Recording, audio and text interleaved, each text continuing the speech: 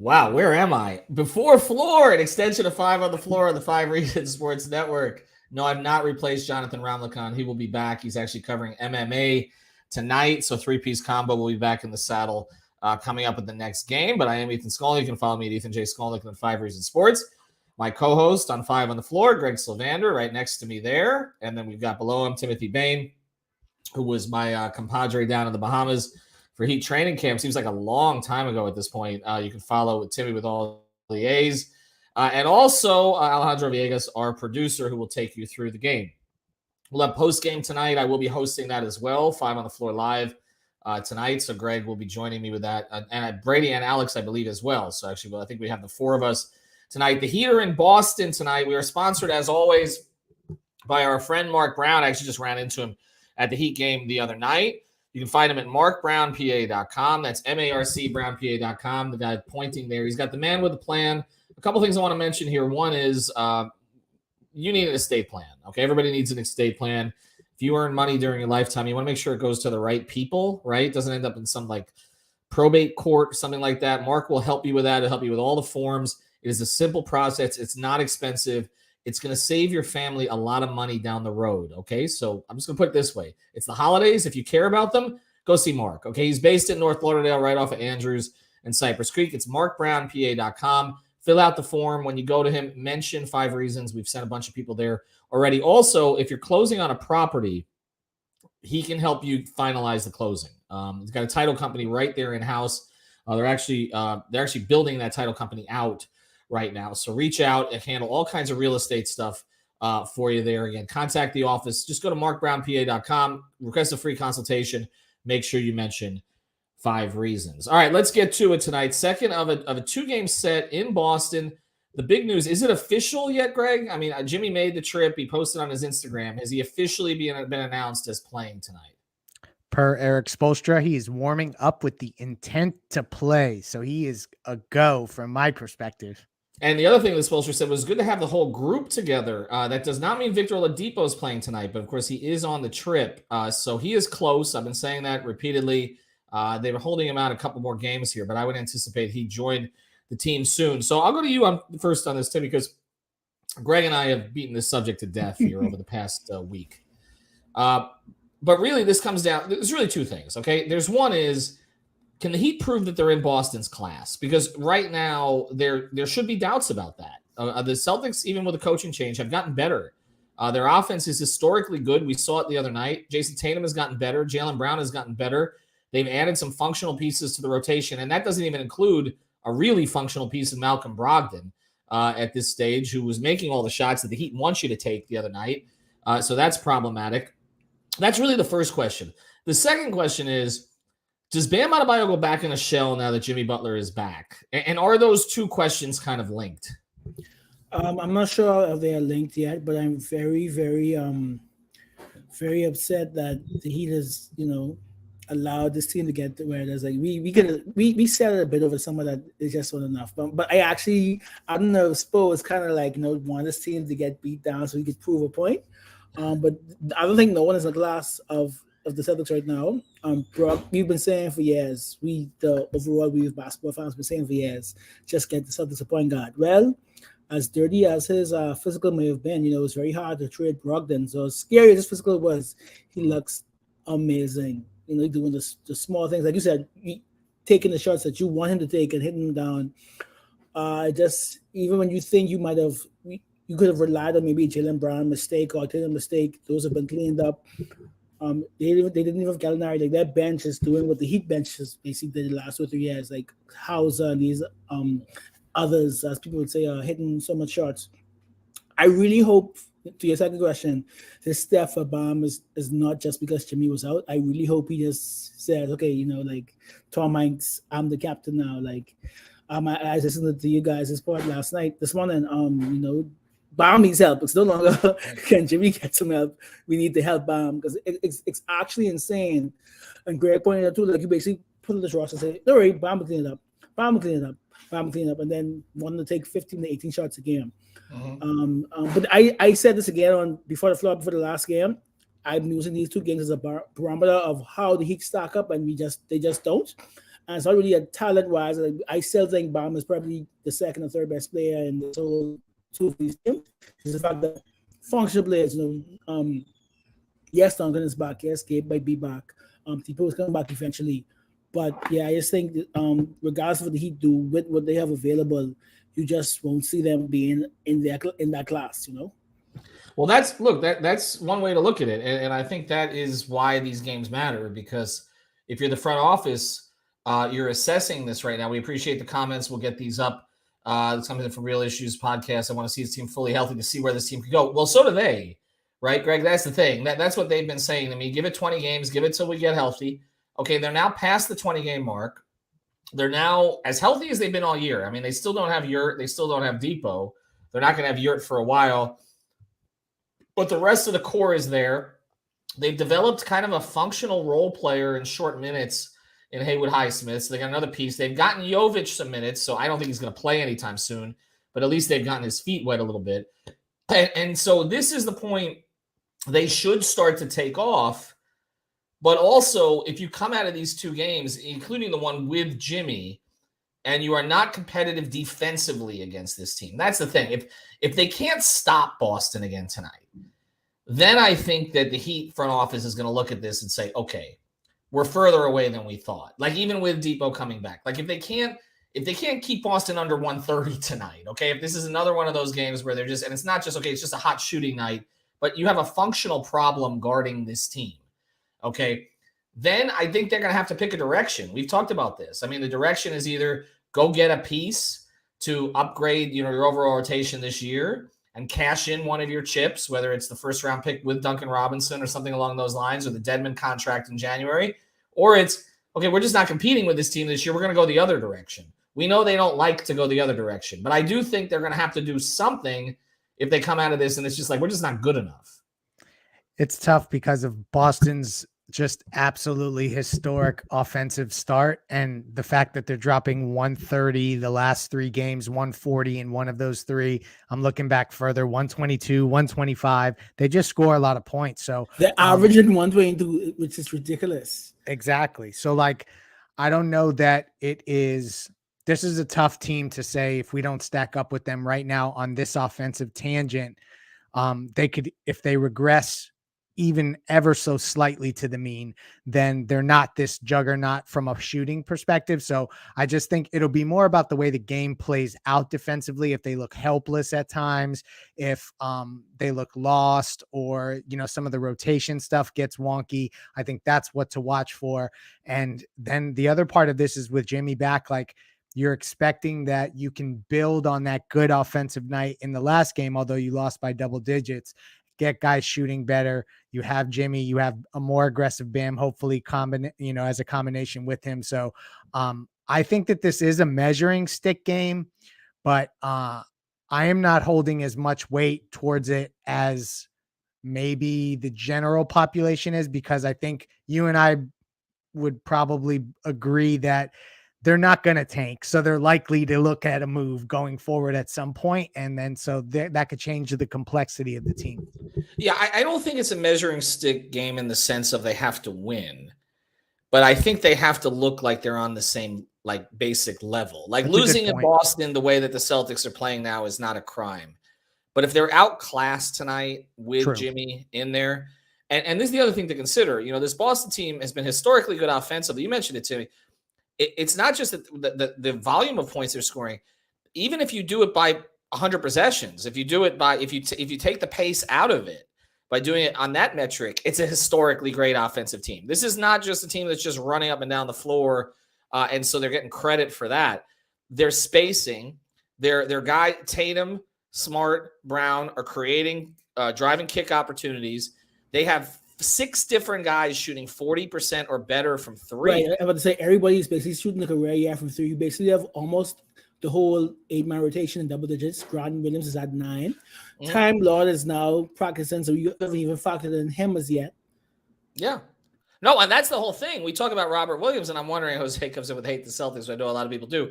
The thing is that they haven't had Robert Williams yet. That will change the way they play a little bit. They won't space as much offensively. but it will clean up a lot of the issues they've had defensively. Okay, even if you're only playing Robert Williams, and look, I think Robert Williams probably destroyed his upside potential of his career by continuing to shave his meniscus and come back quickly. I think they've done him a real disservice, as has his representatives, honestly. But the reality is he will give them great defensive minutes, and they'll figure out a way around him. This coach has been impressive, just like Udoka was impressive. He's done a really good job with this group. You've seen groups, lose. Philly's lost players, they've struggled. Miami's lost players, they've struggled. Boston has not struggled. Milwaukee gets Middleton back now. And so that's the other thing that the Heat have to consider. Can we get into the mix? We're likely going to be a road team, probably in the second round for sure, if we get there. But likely in the first round also is a real possibility of that. Okay, if they don't get into the top four, can we win as a road team as currently constituted? And I do think that can they even beat the Cavs?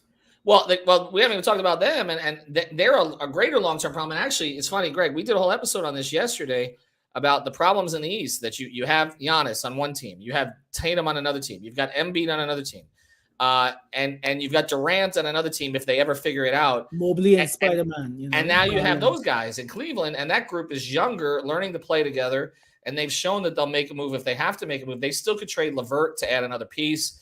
So they're going to get even more interesting. But let's just go back to tonight for a second. Jimmy is back, appears, warming up with the intention to play. This starting lineup has played 7 games together. All right. The sample size is actually not – the results are not so bad.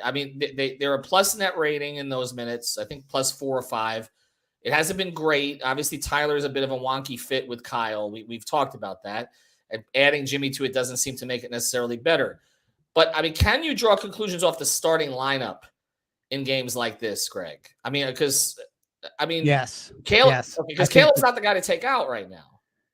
No, but I do think that this is where you evaluate that, because like that is one of the burning questions of this team, is how the starting lineup is going to gel and compete against other teams' top guys, right? So I think that this is a measuring stick for how that lineup is continuing to evolve and become functional and become like the lineup you want to go to. I don't know that they'll close with who they start with all the time, but yeah, I definitely think that that's something to watch for. Another thing about tonight, as I was breezing through stats here, these two teams made 43s in the game on Wednesday night. That was the most in any game this season. So to your point, Ethan, even though Boston is on this historic run, I don't know that we will see the same Boston team hitting that many threes. So to your point, it is something where you can't get ran off the floor tonight. So I'm 100% with you there now as I start to look at more of the stats. Well, and I think it says something that Jimmy made the trip up. It does say that the Heat are putting some kind of a premium on this, because when this happened about a week and a half ago, and I'd heard kind of what it was, and again, it's an IT band issue in his knee, same thing he had last postseason that kept him out, I think, for one game at that point. But then remember, he came back and he was really rusty the first 2 games after it. He didn't play particularly well, and then he kind of took off again. But it creates inflammation, it creates some soreness for him. For him to get on a plane to join the team as opposed to taking the weekend in South Florida to continue with the trainers down there with the work that he was doing and then meet the team in Memphis, it does tell you they want to get a look at this team against this particular team. I don't think there's any question about that that's one of the things that they're looking for. All right, let's get to it. I think we might be frozen here. Oh, no, there we are. Okay, I got Greg back. Let's get to PrizePicks for tonight. Again, use the code 5. Then we'll get to some of the comments here. But they do have Jimmy back on the board. Typically, Jimmy's averaging 20.5 points this season. Typically, they have him about 20.5, 21.5. Just looking at the board tonight, I think they have him at 19.5. Is that right? Is that where they put him? He was there earlier. That's correct. 19.5 points. Timmy, would you go over or under? Over. Jimmy always has big scoring games. He comes back off of absence. So I'm expecting at least 21 points, 22 points. Jaylen Brown, 24.5, Greg. Ooh, he's done that in all 5 of his previous games, and he's averaging 28.6 over that stretch. So I'm going to go over. Jason Tatum, 29.5. He's averaging 30.5 this season. Timmy.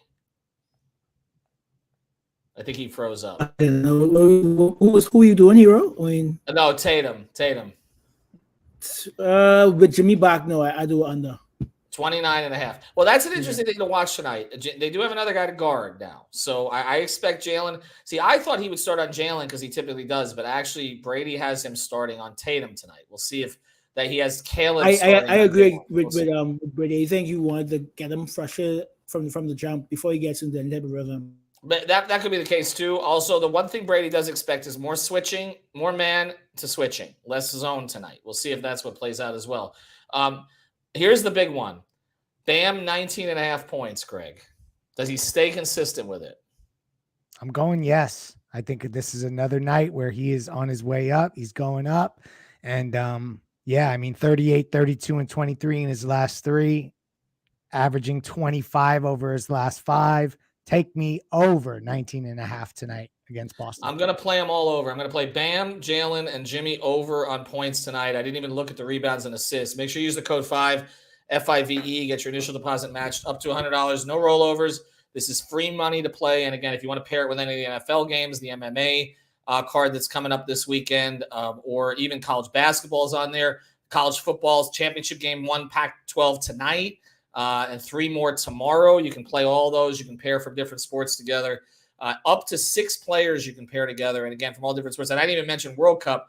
We'll have a special World Cup special. Well, special World Cup special. We'll have a World Cup special tomorrow morning. Austin Robillard and I, he's been on fire.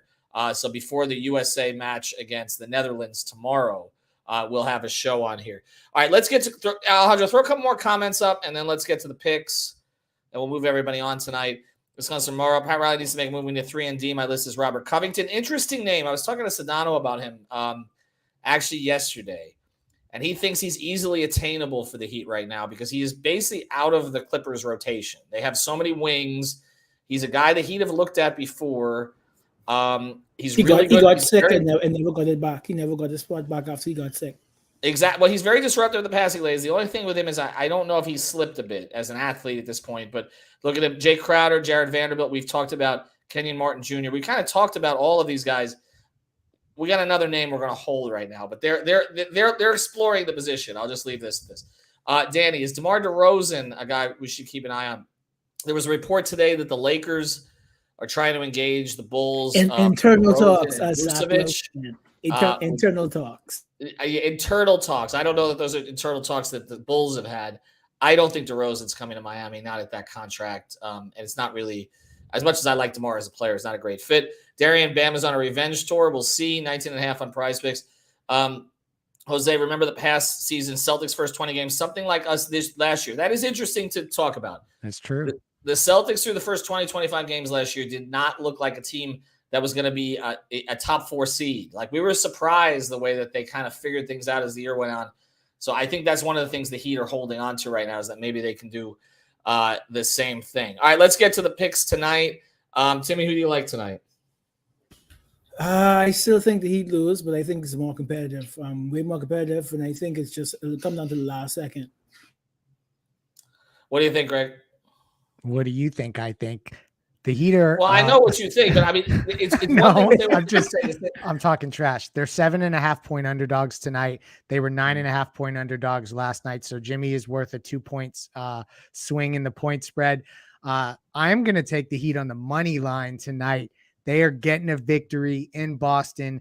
Jimmy flew up there specifically to have a little bit more magic on Boston's home floor. I'm taking the Heat. You know how I roll. I think they are more competitive tonight. I think it's a little bit more defensive tonight. I think Miami will get to some of their man principles tonight, which will be a little bit more effective than it was before. I don't see a win tonight, though. I feel like the Heat resurgence is coming. I don't think it begins this evening. I think this group needs a little more time, honestly, to play together, I think, and then to incorporate Depot. The game in Memphis is going to be interesting because Desmond Bane's out. Memphis is a little bit banged up. I think they could steal that one, even though they've had trouble in that atmosphere before. But then it kind of sets up easier after that. The game against Detroit at home and some of the ones that are follow that, I feel like Miami will get on a run. I just don't. The Spurs are coming in. Like, there are winnable games on there. I don't think it's tonight. I that environment, the one thing that worries me about them in this environment, and this is why I was impressed by the Heat the other night, typically when things start to go bad up there, they go really bad. And I did think Miami had a response the other night, but I don't think they pull it together quite tonight to pull this one off. Again, I'm playing over Jimmy on PrizePicks 19.5. I'm going to play them both. Bam on PrizePicks 19.5 and Jaylen Brown over on 24.5. Thanks to Timmy. Thanks to Alejandro. Thanks to Greg. We'll be back after the game. Thanks, Mark Brown, markbrownpa.com, and PrizePicks. Use that code 5 FIV. Also, go to Better Edge. Use the code 5RSN. Get your NFL picks in for the weekend. We're running a competition there. Have a good night, everybody. All right. Thank you very much for staying here with us in the pregame show. For all of you that are not subscribed here to our channel, please do so. Hit that subscribe button and then also hit the like button so you help us to keep growing our channel and keep getting to all of you Miami Heat fans out there, not only here in South Florida, all over the United States, all over the world, so we get a bigger and bigger family. Here we go. Let's continue with our pregame show. Let's listen to Eric Spoelstra talk about the first game of this two-game series, the one that the Boston Celtics won 134-121 a couple of nights ago. Here we go. Eric, what's it like to see the numbers your team put together in offense, what you achieved, and then just sort of their juggernaut and the way they're playing, that it's even at a higher level between what Jason Tatum did and what they did overall offensively and really have been doing now for a while? Yeah, so, that's the bar, and now we have to figure out how to overcome that to get a win. That's what it's all about. Competition is tough in this league. They've been playing extremely well offensively. That's an understatement. They can knock down threes. They also can put the ball on the floor. So there's these moments in between that we just have to absolutely dominate. You have to dominate. Tatum was outstanding tonight, obviously, but the transition buckets they get, the loose ball buckets they get, some timely offensive rebounds, some random drives, all of these plays in between. We just have to be so much better, and then you see where it goes. If they're getting everything, then all of a sudden the basket gets bigger, and then you're dealing with some tough shot making, and even some deep threes and some surprise threes. Once they started knocking down a few, then everybody got involved in that. So we'll just get to work tomorrow and figure it out. It's competition, and we're right there until that final skirmish, and they got that skirmish. Now, so we'll get to work. Tatum playing off the ball as much as he does now. How much harder does that make it to stop him? Well, he's been developing his game, every single year. He's like Bam. They just continue to get better and add more to their game. And, he can play with the ball. He can play without the ball. He can play against zone. He can play against man. He can play against different coverages. Great players evolve, and that's what he's doing. And what he forces you to do is raise your level. And that's what we have to do, and that's what we'll focus on the next 2 days. How have you kind of seen him improve? I don't know.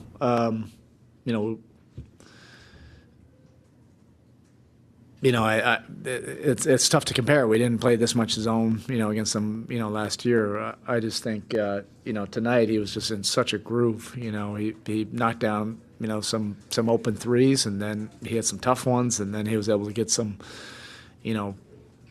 drives, get to the free throw line, all that stuff, just got him fully in rhythm. Whether it's man or zone, you're dealing with a great player, it doesn't matter. The schemes don't matter.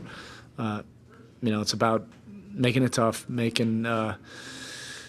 it out of his absolute comfort areas, and that's a whole lot easier said than done, but that's this league. That's what competition is. That's what great players do. They raise your level, and that's what we have to do. What did it say about your team's resilience to start at the beginning, to push back, take the lead again in the first quarter, and like you said, except for that last skirmish, every time they did, even with the way they're playing, you did something also as a team? Yeah, I'm not wondering about our toughness or resiliency or grit. We've been developing that, and this this has already been happening for the last few weeks. Even on that road trip, our previous road trip where we were 0-4, we showed incredible resiliency, and that's when I started to think, all right, we got something here. We do. Our record may be this, but we're developing some requisite toughness, some collective grit, some collective resiliency to be able to, deal with, runs and deal with crowds, deal with all that kind of stuff. We just have to figure out how to get over the top against this team. The decision to use Udonis instead of over Nikola, where did that stand? Just the thought on playing UD? No, Nico has a sore foot and sore groin. Yeah, that's what it was. Yeah, so he's dealing with a couple different things, and I just felt like in this game we needed a little bit, with Dwayne out, we just needed a little bit more experience, and that's what UD does. It's Nico could have given us, good minutes as well, but UD just gives you that veteran presence. Each possession is so important, against a team like this, and all the guys trust UD, and he has a way of making everybody play a little bit harder and a little bit tougher. Bam had the 3 offensive fouls tonight. Frustration late. What do you think led to that moment, which is unusual for him late to BJ? Yeah, I think he had every right to be frustrated in terms of how he's attacking and not really, getting some of those hand checking calls. He's really becoming efficient in his face up. That's tough to not foul him. When he really goes quick and aggressive and strong, and that last play, he had his jersey yanked out, and it wasn't a call, and he ended up having an off-balance shot. But that was probably after 6 or 7 of those kind of plays. But he was really good tonight. I didn't even see how many minutes he played, but he was doing it on both ends of the court, and that's certainly something we can build on. But I felt his frustration as well. There's no doubt about that. As you continue to get healthier and keeping guys and coming back from the bench, what does a career high for a guy like Haywood Highsmith mean to your team, mean to his hard work and tenacity? Yeah, he's already been earning the trust of everybody in the locker room because of his defensive toughness and tenacity. He just makes a lot of plays defensively. And in our zone, he's as good as anybody we have. He really works at things behind the scenes. And so you just know with guys like that, and we have a history of obviously guys like that, non-drafted guys that we develop. Sometimes the offense takes a little bit longer for them to really translate what happens on the practice court to the game. But we didn't even care. He's doing so many good things. He's making the right plays offensively. We knew it was just a matter of time before he would start knocking down some shots. That's, the shame of that, that's when everybody else notices. When people score in this league, that's when people notice. But he's been doing a lot of winning things for us that have not only earned the trust, but he's earned playing time, legit playing time, now that even when we get healthy, you have to think about it. Looking ahead to Friday, you walk into this building every night knowing that you have the opportunity and the chance to compete and to win. This was a shootout tonight, but looking ahead, this could be a completely different, environment because these two teams, you guys are known for your defensive abilities. How do you get back to that and kind of making those stops and looking ahead? Yeah, we have to get to work, the next day and a half. I don't think it's in the best interest for us to make it a shootout. This was a little bit more on their terms, even though we played well and we showed some toughness. To every time they made a run, we were able to get back into it. But how I look at it, these skirmishes, you want to be able to win more skirmishes and then eventually take the lead, and we were never able to quite do that. So they were able to control those moments of truth, particularly in that second half, and we just have to figure out how to do this. Keep it a little bit. We don't want to play a slow game by any means. That's not us at all. But get a little bit more on our terms. Okay, thank you. All right, that was Eric Spoelstra talking about what's going on with the Miami Heat right now. Back to 2 games under 500 in this season, facing the Celtics for the second time in 3 nights. Let's continue with our pregame show. The next one coming up here is going to be Bam Adebayo talking about that game against the Boston Celtics and what can happen tonight again against the Celtics. This offense has been performing well. It did again tonight. What were the biggest challenges trying to get them off of their flow? I mean, it's hard to, get a team out of flow when we only shoot 9 free throws and they shoot 23. I feel like that's the deciding factor right there. I feel like we shoot 18, we in the 18 total free throws, we in the ball game. As far as you get to play them again, Spoelstra, to a degree, you got sucked into their game a little bit.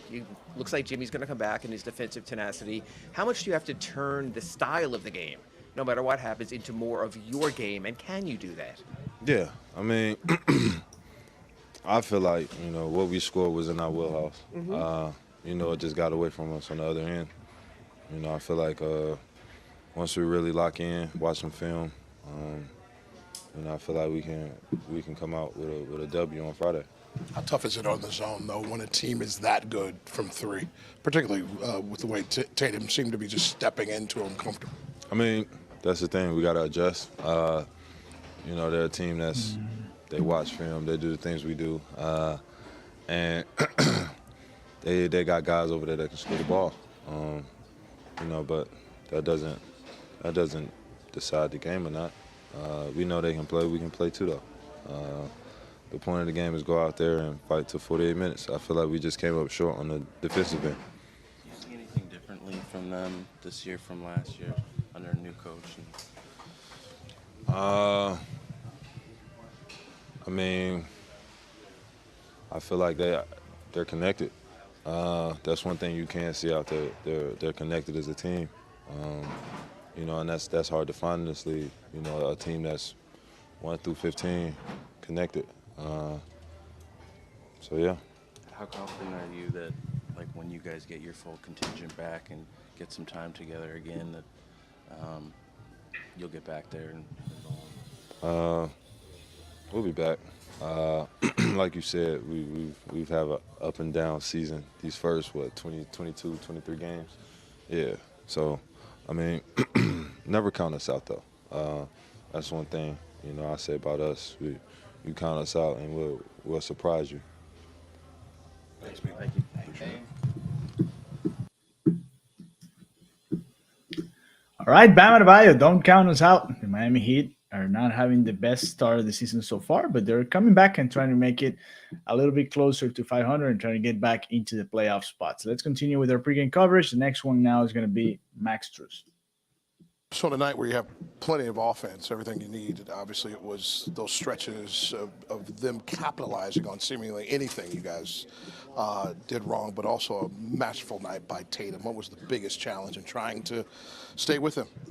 Yeah, I mean, they're a good team overall, and they're really shooting the ball well right now, which is dangerous when you play a zone. So, they hit some easy ones early on and got a rhythm, but we need to be better at contesting those shots and be better on defense. But, he's a hell of a player and had a great night. Anything specifically defensively that could have been a little bit better, or one of those nights for them? I mean, we could just make the shots harder, make it more difficult, get a hand up. We'll do it next game. Like he said, it's obvious offensively it was all there for you, but probably if you get this 18 3-pointers, you get a 19-point period, you guys score as many points as you did, it's enough against most teams. Do you have to turn the game on Friday to more, like Spo said, of more of your game? And is that doable against a team playing at this octane? For sure it's doable. But yeah, I think we need to play more of our game, more of our speed. We'll watch the film, we'll break it down, and we'll be prepared for Friday. And I know looks like Jimmy's going to come back, and obviously you'll get Jimmy's offense, but you'll also get his defense. How critical, when Jimmy comes back, whenever that might be, is that tenacity he also can bring? I mean, yeah, he's one of the best players in the league. How can you not want him on the floor with us? Hopefully he can come back. We're all excited for him to come back, and we could use him out there for sure.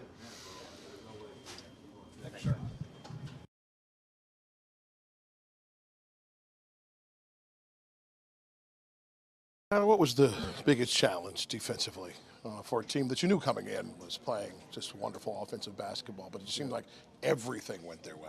Yeah, I mean, they score a lot of points, and they got a lot of guys who can hurt you in different ways, and they really share the ball. They move it. They move it side to side, and they make your defense move, and you really need to be on the string, communicating and, covering for each other. What's the hardest thing when Tatum is that good as their leading edge?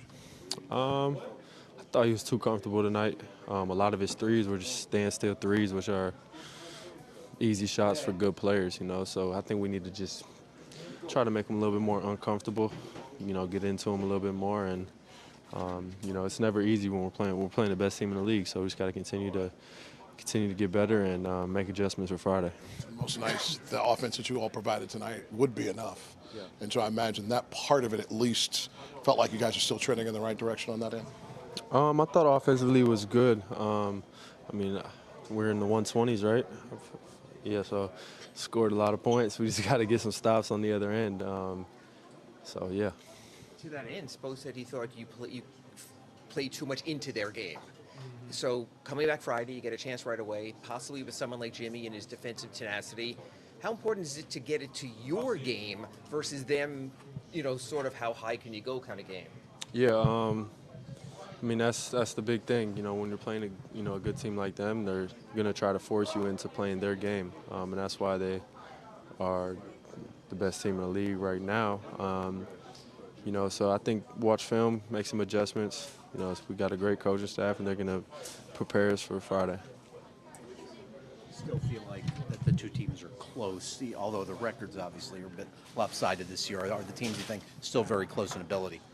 I think so. I thought tonight we competed and we played really hard as a team, and I